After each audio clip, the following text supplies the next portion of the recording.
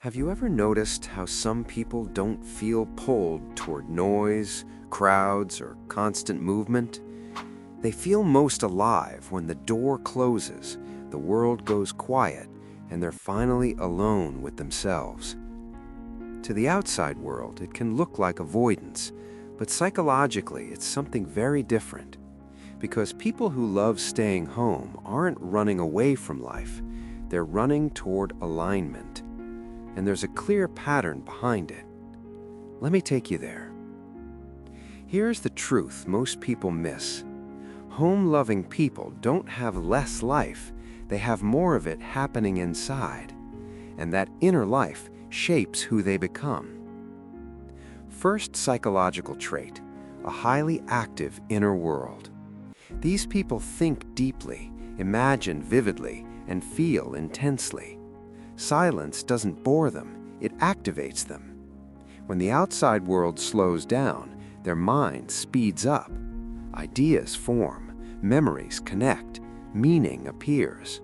Because their stimulation doesn't come from events, it comes from reflection. Second trait, emotional sensitivity and awareness. They notice subtle shifts in mood, their own and others. Noise, chaos, or emotional unpredictability drains them fast. So home becomes a regulator for their nervous system, a place where they don't have to brace themselves. Over time, this creates high emotional intelligence. They don't just feel emotions, they understand them. Third trait, selective attachment. They don't open up easily, not because they're cold, but because they feel everything deeply. They evaluate emotional safety before letting someone in. But once they trust you, their loyalty runs deep. Few connections, but real ones. And that depth shapes relationships that actually last. Fourth trait, strong self-companionship. They're comfortable being alone with their thoughts. They don't run from boredom or discomfort. They can sit with themselves without needing distraction. Psychologically, this is rare.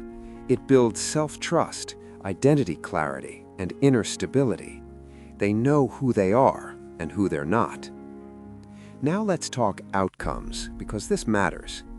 People like this often become creative thinkers because their mind has room to wander.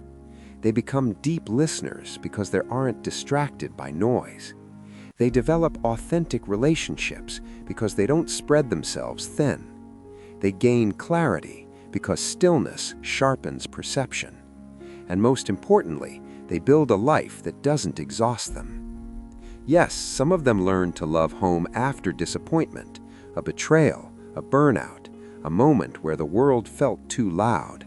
So they created a space where they didn't have to perform. That's not weakness, that's emotional wisdom. And here's the part no one says out loud. These people love deeply.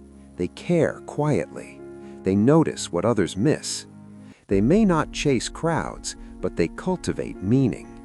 So if you're someone who prefers staying home, nothing is wrong with you. Your calm is not a flaw. Your solitude is not emptiness. Your quiet is not absence.